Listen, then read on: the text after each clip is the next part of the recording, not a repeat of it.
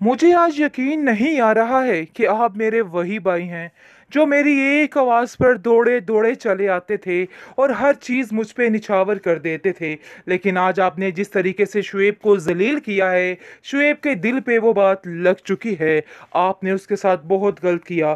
कबीर कहता है कि तुम नहीं समझती उसकी चालाकियों को। वो भी चालाकी के साथ सब कुछ हथियाने की कोशिश कर रहा है और तुम फिर से बेवकूफ़ बनती जा रही हो। देखो, हरगिज़ मैं ऐसा नहीं चाहता हूँ। मैं चाहता हूँ कि तुम अपने घर में खुश और आबाद रहो, और ये खुशियाँ और आबादियाँ ऐसे नहीं मिल जाती हैं। समझने की कोशिश करो इन सब चीज़ों को। वो सब फ्रॉड करने की कोशिश कर रहा है, लेकिन कहाँ सुनेगी वो किसी की, और कहेगी कि नहीं, मुझे किसी की कोई बात पे यकीन नहीं है। बस ये बात तय और फाइनल है कि आपको शुएब की मदद करनी ही होगी, क्योंकि अगर आपने उसकी मदद ना की तो मामला काफ़ी गड़बड़ हो जाएगा। और मैं ऐसा कुछ भी नहीं चाहती हूँ। जिस पर आप देखेंगे कि वो महवी से जाके कहती है कि महविश, बड़े भैया ने ये सब कुछ अच्छा नहीं किया है। मुझे तो यकीन ही नहीं आ रहा, क्या ये मेरा वही भाई है जो मेरी एक आवाज़ पर दौड़े दौड़े चला आता था, और आज है कि उसको बिल्कुल किसी चीज़ की कोई फिक्र कोई कदर नहीं है। जिसको सुनकर आप देखेंगे कि वो कहती है कि तुम्हारा भाई तुम्हारे से बहुत प्यार करता है और इन बातों को समझने की ज़रूरत है। देखो, ये सारे रिश्ते किसी भी चीज़ के मोहताज नहीं हैं। वो वाकई में तुम्हारा ख्याल रखते हैं और सिर्फ ये करने की कोशिश कर रहे हैं कि शुएब भाई अपने पैरों पे खुद खड़े होना सीखें।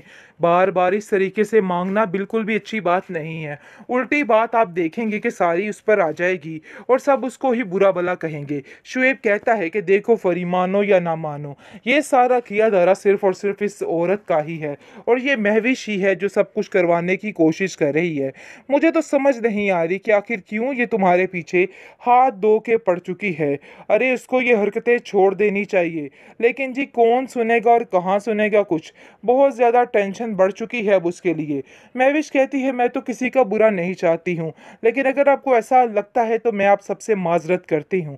मुझे बहुत अफसोस के साथ ये सब कुछ कहना पड़ रहा है कि मैं ऐसा नहीं चाहती थी, लेकिन सिर्फ और सिर्फ आप लोगों की वजह से मुझे आज सबके सामने बुरा बनाया जा रहा है और बुरा कहा जा रहा है। आगे से फरी कहती है कि देखो, तुम्हें बुरा कोई नहीं कह रहा, मैं तुम्हें सिर्फ समझाने की कोशिश कर रही हूँ कि तुम्हें बड़े भैया को कहना होगा कि तुझे शुएब की मदद करनी ही होगी, चाहे जो मर्जी हो जाए, वरना मेरे हालात बहुत ज़्यादा टफ हो जाएंगे। काफ़ी गुस्से में आ जाती है और कहती है कि कुछ कमजरफों ने ये सब कुछ किया था और बहुत जल्द उनके असली चेहरे भी बेनकाब हो जाएंगे, इसलिए आपको परेशान होने की ज़रूरत नहीं है। इसलिए बेहतर यही है कि अपने काम की तरफ ध्यान दिया करें।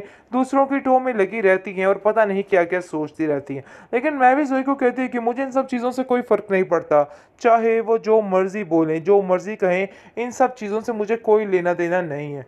बहरहाल जी, फरी काफ़ी ज़्यादा अफसुर्दा हो चुकी है, क्योंकि उसके जहन में ये चीज़ बैठ चुकी है कि उसके भाई ने उसका इस मुश्किल वक़्त पर साथ नहीं दिया। हालाँकि सारी ज़िंदगी से वही उसका साथ देता आया है और शुएब की मदद करता है, लेकिन एक दफ़ा इनकार की वजह से वो बहुत ज़्यादा परेशान हो चुकी है, क्योंकि शुएब ने अब उसको तरह तरह के ताने देने शुरू कर दिए और उसने साफ साफ ये भी कह देना है कि इतना कुछ मैं इतने दिनों से कर रहा हूँ, तुम लोगों ने ये मुझे सिला दिया है, हर चीज़ मेरे मुंह के ऊपर वापस से मारी है।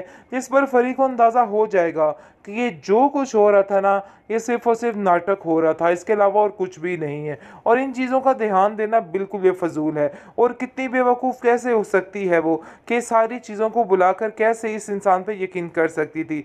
बहरहाल जी, आप देखेंगे कि कबीर जो है वो अब पूरे तरीके से कोशिश कर रहा है कि हर चीज़ ख़त्म कर दी जाए और ज़िंदगी को अच्छे और नए तरीके से शुरू किया जाए, जिसकी वजह से वो ये सब कुछ करने की कोशिश कर रहे हैं। बेहतरीन ड्रामा सीरियल बड़े भैया के इस एपिसोड में आप देखेंगे कि बहुत कोशिश की है शुएब ने फरी को अपना आप दिखाने के लिए कि वो उसके लिए बिल्कुल ठीक हो चुका है और किसी किस्म की कोई टेंशन नहीं है। यानी कि बड़ी देर से वो इस चीज़ को देख रहा था और समझ रहा था कि बहुत जल्द वो हर चीज़ को ठीक कर देगा।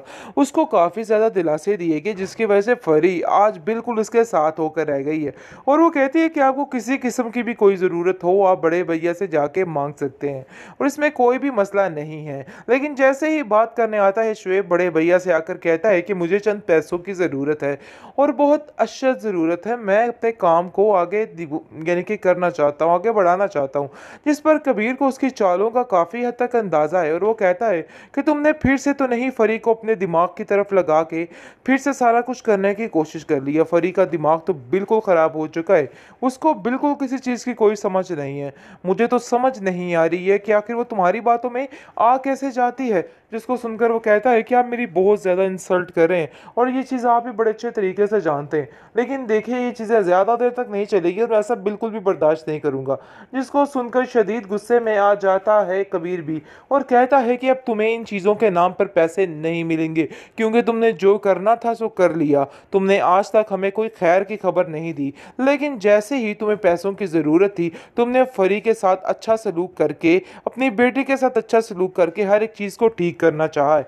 देखो भाई, मैं ऐसा नहीं करूँगा और मैं तुम्हारी चालों से अच्छे तरीके से वाकिफ़ हूँ, इसलिए बेहतर यही है कि ये बातें अपने दिमाग से निकाल दो। मैंने आज तक तुम्हारा बहुत साथ दिया है, लेकिन अब तुम्हें खुद अपने पैरों पे खड़ा होना होगा, चाहे जो मर्जी हो जाए। आखिर कितनी देर तक मैं आप लोगों का साथ दे सकूंगा। फरी तो बिल्कुल बेवकूफ़ है, उसको क्या पता हो कि क्या करना है और क्या नहीं करना, वो दुनिया को नहीं जानती है। लेकिन जी ये बात फरी के दिल पर आ लगी और वो कहती है कि आपने अच्छा नहीं किया है, आपको शुएब की मदद करनी चाहिए थी, चाहे जो मर्जी हो जाए।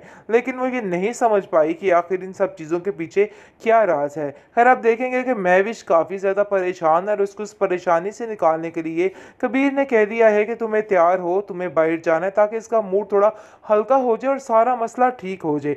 जिस पर वो नहायत जोशो खरोश से तैयार होती है और काफ़ी ज़्यादा खुश भी लग रही होती है। ऊपर से वानिया टपक पड़ती है और वानिया कहती है कि आखिर तुमने अपना तमाशा शुरू कर दिया, तुम्हारा सारा शौक कहाँ गया, ख़त्म भी हो गया, बस इतना सा वक्त लगना था। जिसको सुनकर आप देखेंगे कि जोई काफ़ी गुस्से में आ जाती है और कहती है कि कुछ कमज़रफ़ों ने ये सब कुछ किया था और बहुत जल्द उनके असली चेहरे भी बेनकाब हो जाएंगे, इसलिए आपको परेशान होने की ज़रूरत नहीं है। इसलिए बेहतर यही है कि अपने काम की तरफ ध्यान दिया करें। दूसरों की टोह में लगी रहती हैं और पता नहीं क्या क्या सोचती रहती हैं। लेकिन मैं भी जोई को कहती हूँ कि मुझे इन सब चीज़ों से कोई फ़र्क नहीं पड़ता, चाहे वो जो मर्ज़ी बोलें, जो मर्ज़ी कहें, इन सब चीज़ों से मुझे कोई लेना देना नहीं है। बहरहाल जी फरी काफ़ी ज़्यादा अफसुर्दा हो चुकी है, क्योंकि उसके जहन में ये चीज़ बैठ चुकी है कि उसके भाई ने उसका इस मुश्किल वक़्त पर साथ नहीं दिया। हालांकि सारी ज़िंदगी से वही उसका साथ देता है और शुएब की मदद करता है, लेकिन एक दफ़ा इनकार की वजह से वो बहुत ज़्यादा परेशान हो चुकी है, क्योंकि शुएब ने अब उसको तरह तरह के ताने देने शुरू कर दिए और उसने साफ साफ ये भी कह देना है कि इतना कुछ मैं इतने दिनों से कर रहा हूँ, तुम लोगों ने ये मुझे सिला दिया है, हर चीज़ मेरे मुंह के ऊपर वापस से मारी है। जिस पर फरी को अंदाज़ा हो जाएगा कि ये जो कुछ हो रहा था ना, ये सिर्फ और सिर्फ नाटक हो रहा था, इसके अलावा और कुछ भी नहीं है और इन चीज़ों का ध्यान देना बिल्कुल बेफजूल है। और कितनी बेवकूफ़ कैसे हो सकती है वो कि सारी चीज़ों को बुलाकर कैसे इस इंसान पे यकीन कर सकती थी। बहरहाल जी आप देखेंगे कि कबीर जो है वो अब पूरे तरीके से कोशिश कर रहा है कि हर चीज़ ख़त्म कर दी जाए और ज़िंदगी को अच्छे और नए तरीके से शुरू किया जाए, जिसकी वजह से वो ये सब कुछ करने की कोशिश कर रहे हैं।